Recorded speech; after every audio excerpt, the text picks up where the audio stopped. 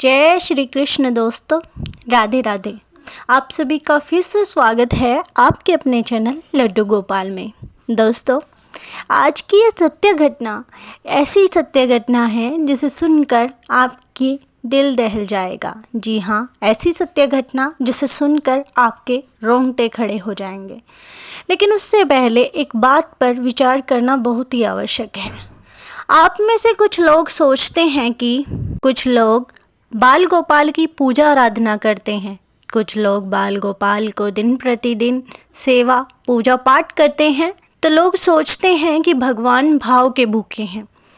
ये बात कुछ हद तक सत्य भी है, लेकिन कुछ हद तक इस बात में संकोच भी है।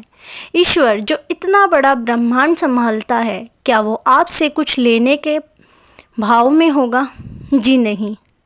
ईश्वर केवल ये चाहते हैं कि व्यक्ति अपने मन को तृप्त रखे, मेरा नाम लेकर वो मुझसे जुड़ा रहे। इस प्रकार ही ये सत्य घटना है दोस्तों। कहते हैं कि अगर किसी भगवान को सच्चे दिल से, सच्चे भाव से, सच्चे प्रेम से उनकी पूजा आराधना की जाए, उन्हें अपना इष्ट माना जाए, उनको अपने परिवार की तरह ही समझा जाए, तो वह हमें हर दम हमारे साथ रहते हैं। तो आज की ये सच्ची घटना भी कुछ इसी प्रकार जुड़ी हुई है। कुछ लोग कहते हैं कि मूर्ति को कभी दर्द नहीं होता, तो कुछ लोग कहते हैं कि भला ये तो मूर्ति है, केवल कोई भगवान स्वरूप नहीं है। आपने कभी इस बात को सोचा है कि कोई मूर्ति अपने आप ही कैसे बन जाती है? आपने कभी श्री कृष्ण भगवान को देखा है? आपने कभी शेरावाली माता को देखा है? या आपने किसी अन्य देवी देवताओं को देखा है? केवल मूर्ति ही देखी है। तो आपने कभी इस बात पर विचार किया है कि वो मूर्ति ऐसी क्यों दिखती है? श्री कृष्ण भगवान केवल ऐसे ही क्यों दिखते हैं? लोग जो उनकी प्रतिमा बनाते हैं, तो वो ऐसे ही क्यों दिखते हैं? आज आपको इस कथा में उसके सारे प्रश्न मिल जाएंगे, तो आप कथा को बिल्कुल ध्यानपूर्वक सुनना। तो चलिए दोस्तों, सुनते हैं। वृंदावन में एक बिहारी जी के, जी हाँ, हमारे बाल स्वरूप लड्डू गोपाल जी के, हमारे ठाकुर जी के एक परम भक्त रहते थे, जो बाल गोपाल की दिन प्रतिदिन सेवा करते थे। बाल गोपाल जी को रोज़ दिन प्रतिदिन नहलाते धुलाते, उनका भोग लगाते, बाल गोपाल जी की रोज़ दिन प्रतिदिन सेवा करते। वे पहले बाल गोपाल जी को भोग लगाते और फिर स्वयं भोजन करते। बाल गोपाल जी के बिना मानो उनका दिन नहीं होता था, बाल गोपाल जी के बिना मानो उनकी रात नहीं कटती थी। जब वे सोते भी थे तो बाल गोपाल जी को अपने आँखों के सामने सुलाते थे। मानो वे सोचते थे कि अगर मैं सुबह भी उठूँगा तो मुझे सबसे पहले मेरे लड्डू गोपाल का चेहरा दिखना चाहिए। अगर मेरे लड्डू गोपाल की छवि मुझे नहीं दिखेगी, उस दिन मेरी जिंदगी का आखिरी दिन होगा। बाल गोपाल जी के इतने सर्वश्रेष्ठ भगत आपने कहीं नहीं देखे होंगे। सच में जब बड़ी अद्भुत कथा है, रोमांचक कथा है बाल गोपाल जी की, पूरे ध्यानपूर्वक सुनना। वो बाल गोपाल जी की दिन प्रतिदिन सेवा करते। बाल गोपाल जी को एक क्षण भी अपनी आंखों से ओझल न होने देते। लड्डू गोपाल मानो उनके प्राण थे। देह ही उनकी अलग थी और प्राण उनके लड्डू गोपाल थे। अब ऐसे ही वो दिन रात बाल गोपाल जी की सेवा करते, उन्हें फूलों की माला पहनाते, उनका श्रृंगार करते, उन्हें नहलाते धुलाते और फिर उन्हें भोजन करवाते और उनके साथ कीर्तन जागरण करते। रातों बैठे रहते, बाल गोपाल जी के साथ बतियाते रहते। अब ऐसे ही उनका जीवन निकलता गया। वो दिन रात बस एक ही नाम रटते, कृष्ण कृष्ण कृष्ण कृष्ण कृष्ण। वो बस ये चाहते थे कि प्रत्येक प्राणी भी श्री कृष्ण का ही नाम रटे। जो भी उनके पास आता उन्हें भी यही समझाते कि आप भी श्री कृष्ण श्री कृष्ण श्री कृष्ण का नाम ही रटते रहा करो, प्रभु आपके पास ही हैं। लेकिन लोग उन्हें पागल समझते थे। लोग समझते थे कि ये साधु श्री कृष्ण के प्रेम में, विराग में थोड़ा सटिया गया है। अब ऐसा ही सोचते थे। कुछ शिष्य ऐसे थे, उनकी इतनी ज्ञान विद्या होने के कारण वह उनसे शिक्षा ग्रहण किया करते थे। अब वो उन्हें श्री कृष्ण के बारे में तरह तरह की बातें बताते। शिष्य भी कहते हैं ना, अनेक शिष्यों में एक शिष्य ऐसा होता है जो वाकई में उन्हें अपना गुरु मान लेता है। अब एक शिष्य ने उन्हें अपना गुरु मान लिया था। तो ऐसे ही दिन व्यतीत होते जा रहे थे। रोज बाल गोपाल जी की सेवा करते और उन्हें भोग लगाते, उनके साथ रंग रंगलिया रास रचाते, उनके साथ अच्छी अच्छी बातें करते। ऐसे ही जीवन व्यतीत होता रहा। एक दिन उन गुरुदेव को, उन साधु को कहीं बाहर जाना पड़ गया और बाहर जाना उन्हें बहुत ही आवश्यक था। अब वो अपने लड्डू गोपाल को, अपने बाके बिहारी को भी अपने साथ नहीं ले जा सकते थे और उन्हें बाहर जाना बहुत ज़रूरी था। तो वो अपने शिष्य को कहते हैं कि बेटा, 2 दिन के लिए मुझे बाहर जाना है, मुझे जाना बहुत ही आवश्यक है, लेकिन मेरे मन में एक संकोच है। शिष्य पूछता है कि बोलिए गुरुदेव, ऐसा क्या संकोच है? वो कहते हैं कि मैं अगर बाल गोपाल जी को यहाँ छोड़ के जाऊँगा तो उनकी देख रेख कौन करेगा, उन्हें नहलाएगा कौन, उनको भोग कौन लगाएगा, उनका श्रृंगार कौन करेगा। मेरे मन में बस एक ही चिंता है, क्या तुम मेरी इतनी मदद कर सकते हो कि मेरे छोटे से लल्ला को थोड़े से दिन के लिए तुम इनकी सेवा कर सकते हो? तुम्हें कोई भी कार्य नहीं करना है, केवल तुम्हें मेरे बाल गोपाल जी की सेवा करनी है, मेरे बाल गोपाल जी का ध्यान रखना है, मेरे बाके बिहारी जी को समय से भोजन करवाना है और समय से इन्हें सुलाना है। तुम्हारा बस एक ही कार्य होगा, मैं तुम्हारा शान जिंदगी में कभी नहीं भूलूंगा। अब ऐसा शिष्य सुनता है और मन ही मन बहुत ही प्रसन्न होता है कि धन्य भाग मेरे, जो मुझे इतने बड़े ठाकुर जी की सेवा करने का मौका मिला। अब शिष्य कहता है कि गुरुदेव, आप बेफिक्र होकर अपने कार्य को संपन्न कर आइए और मैं आपके बाल गोपाल, आपके ठाकुर जी की दिल से सेवा करूँगा।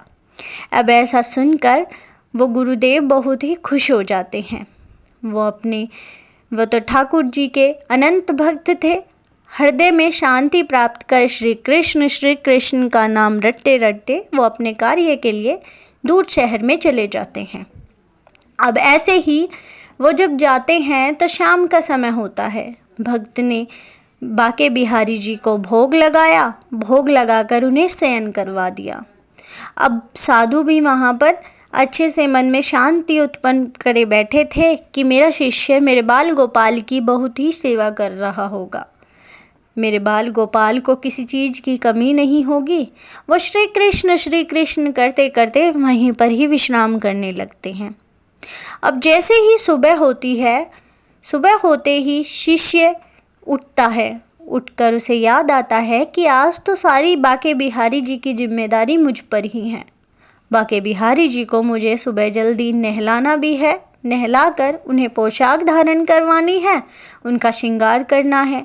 काम तो काफ़ी है, तो वह जल्दी उठता है। अब जैसे ही वह उठकर बाके बिहारी जी के शयन कक्ष में जाता है तो बाके बिहारी जी को देखता है।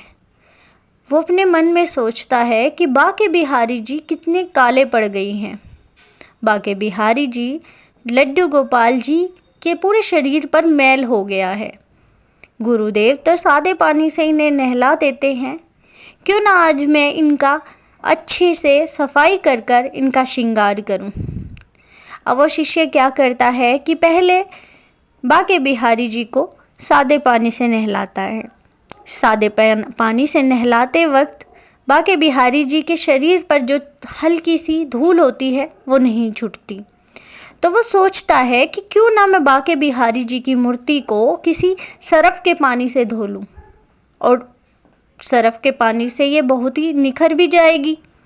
अब वो सरफ का पानी लाता है, सरफ का पानी बाके बिहारी जी पर डालता है, लेकिन फिर भी हल्की हल्की धूल रह जाती है। वो शिष्य सोचता है कि मुझे लगता है कि गुरुदेव ने काफ़ी दिन हो गए हैं ना, अभी इनकी सही से धुलाई नहीं की ना, इसलिए ये थोड़े काले पड़ रहे हैं। वो क्या करते हैं कि एक वो जूना होता है जो बर्तन मांजने का होता है, स्क्रब भी कहते हैं उसको, बाके बिहारी वो शिष्य बाके बिहारी जी को रगड़ के बिल्कुल साफ कर देता है। कभी उनके सर को रगड़ता, कभी उनके मुंह को रगड़ता, पूरे शरीर को रगड़ता और मानो उनको बिल्कुल चमका देता है। और वो मन में सोचता है कि अब जब गुरुदेव इनको देखेंगे तो बहुत ही प्रसन्न होंगे और वो मुझे अपने शिष्य के रूप में स्वीकार करेंगे, उनकी कृपा मुझ पर हमेशा बनी रहेगी। वो तो बस मन में ये विचार लिए बैठा था। वो बाके बिहारी जी को नहलाकर बिल्कुल चमका कर उन्हें पोशाक पहनाता है, उनका श्रृंगार करता है और फिर भोग लगाता है।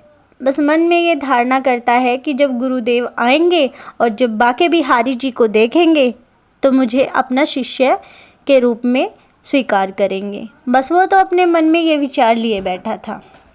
अब जैसे ही उसी दिन उसी रात वो गुरुदेव वहाँ शहर में दूर गए हुए थे, वे विश्राम करने बैठते हैं।